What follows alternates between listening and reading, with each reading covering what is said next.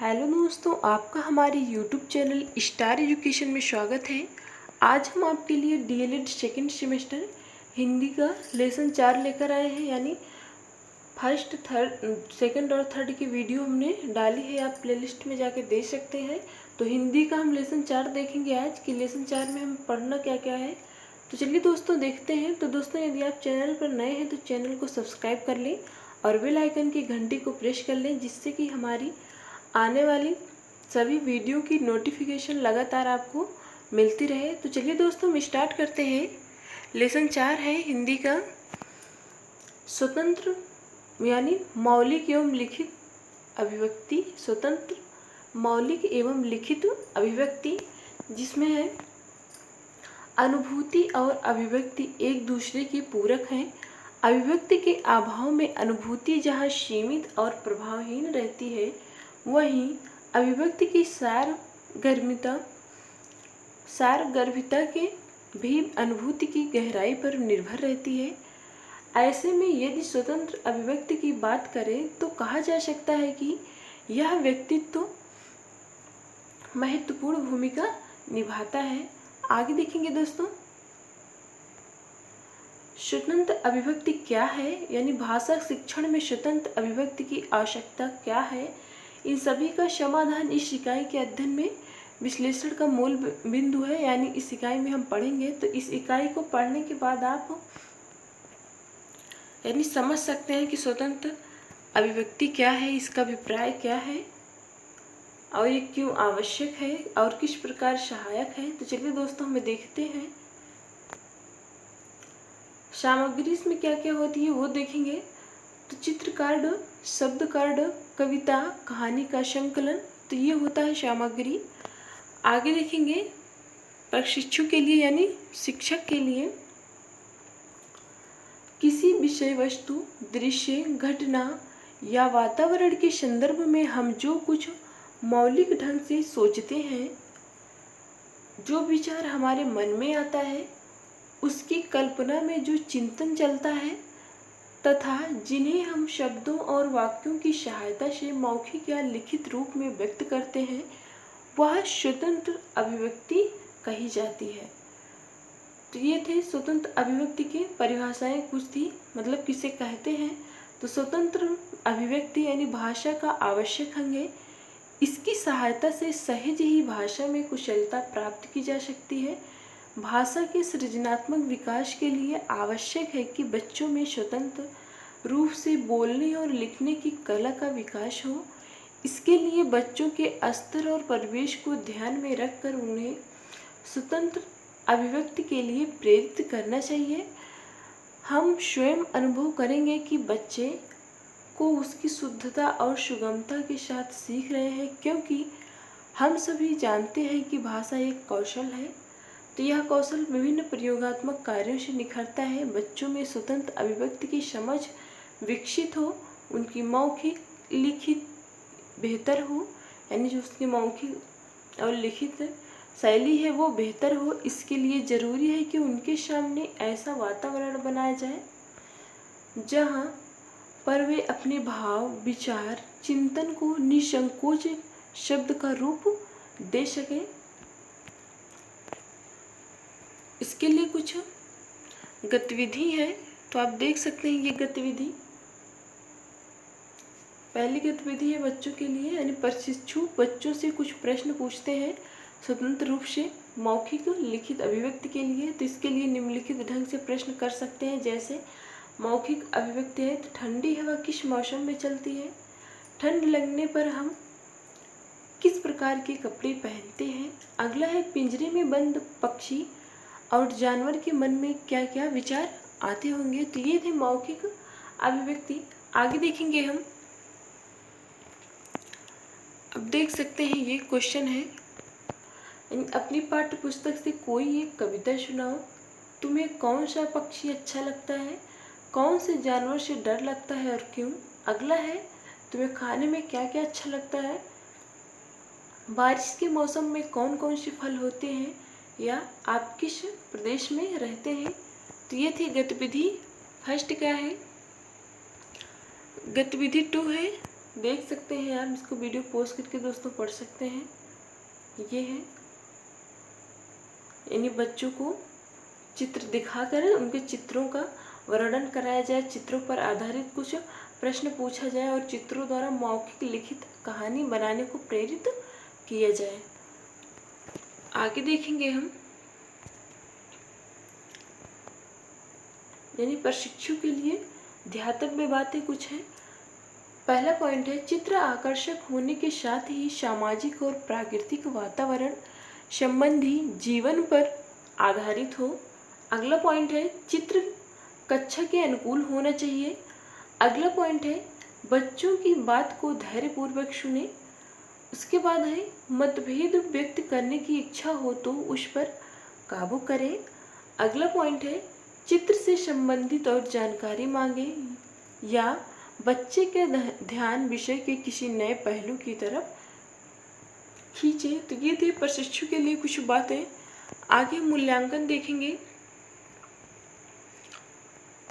मूल्यांकन है, उत्तर देते समय, पहला पॉइंट है यानी लिखित अभिव्यक्ति के लिए मूल्यांकन है।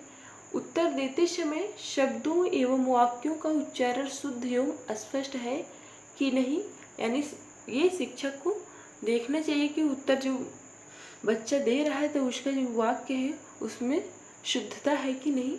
अगला पॉइंट है, बोलने में स्वाभाविकता की है कि नहीं, अर्थात स्वर ना बहुत मंद हो ना बहुत ऊंचा हो। अगला है, बोलने में संकोच और झिझक तो नहीं है, यानी ये सब देखना है आपको, मूल्यांकन करना है। वृक्षों से हमें क्या लाभ होता है, गांधी जी के 3 मंदिर हमें क्या सिखाते हैं। अगला पॉइंट है, हमें खाने से पहले हाथ क्यों धोने चाहिए। अगला है, दूध से बनी 4 वस्तुओं के नाम लिखिए। हमें पानी कहाँ से मिलता है। अगला पॉइंट है, कटहल के पेड़ के अतिरिक्त 4 पेड़ों के नाम बताइए। तो ये थे लिखित अभिव्यक्ति के लिए मूल्यांकन। आगे देखेंगे हम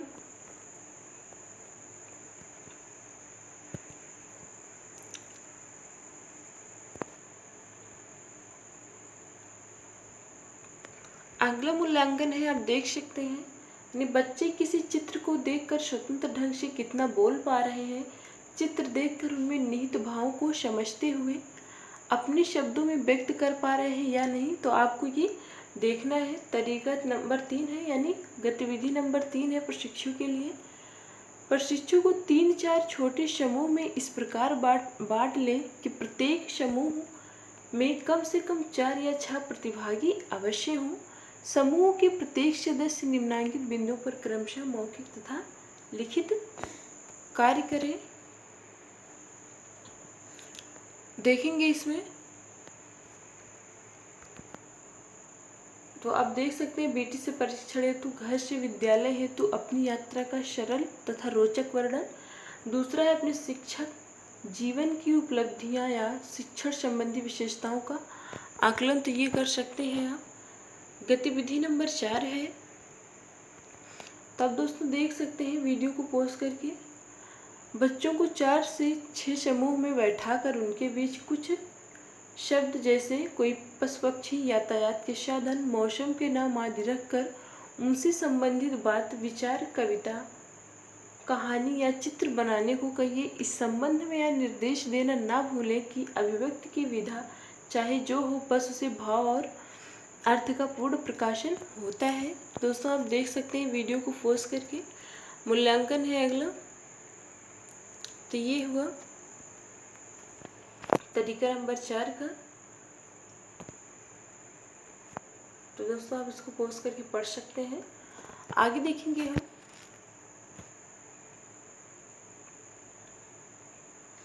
दोस्तों इसमें गतिविधि है आप, और इसमें कुछ नहीं पढ़ना है। लेसन 4 में आपको गतिविधि आप देख सकते हैं, गतिविधि नंबर 7 है, यानी प्रशिक्षु। पहला पॉइंट है, प्रशिक्षु कक्षा के बच्चों को 4 समूह में विभाजित कर पहले समूह को सामाजिक कार्यकर्ता, दूसरे समूह को राजनीति, तीसरे समूह फिल्मकार और चौथे शिक्षक का साक्षात्कार लेने हेतु तथा उनके जीवन से जुड़ी महत्वपूर्ण पक्षों, उपलब्धियों एवं उनके सामाजिक संदेशों को जानने के लिए प्रश्न बनाने को कहें। गतिविधि नंबर 7 का दूसरा पॉइंट है, प्रश्न तैयार करने में प्रशिक्षु को थोड़ी बहुत सहायता करनी चाहिए। अगला पॉइंट है, बच्चों को 2 समूह में बैठाकर एक समूह के किसी एक बच्चे को सामाजिक कार्यकर्ता या राजनेता अभिनेता बनकर बैठने को कहें और दूसरे समूह को उनसे प्रश्न पूछने को कहें। प्रशिक्षु साक्षात्कार के समय आने वाली कठिनाइयों पर चर्चा कर उन्हें दूर करने का प्रयत्न करें। तो ये गतिविधि नंबर 7 का है। 8 भी है दोस्तों, आप देख सकते हैं। गतिविधि नंबर 8 है, उसके बाद 9 है। तो दोस्तों वीडियो को पॉज करके आप पढ़ सकते हैं। ये 8 और 9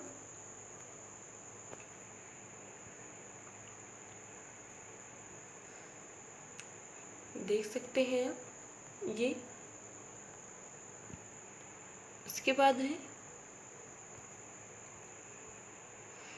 तो दोस्तों आप वीडियो को देख सकते हैं इसमें पॉज करके।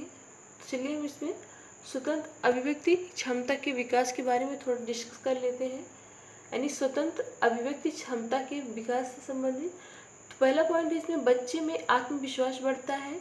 दूसरा है, वह रुचि सीखने में रुचि लेता है, यानी बच्चा सीखने में रुचि लेता है। भाषाई कौशल में निखार आता है। बिंदु विशेष पर अपनी बात रखता है। कुशल वक्ता, लेखक, रचनाकार बन सकता है। अगला है, सृजनात्मक पक्ष मजबूत होता है। उसके बाद है मूल्यांकन, इसका देख लेंगे। पहला पॉइंट है मूल्यांकन में, किसी बिंदु विशेष पर अपने भाव या विचार व्यक्त करने से उसे असहजता तो महसूस नहीं हो रही है।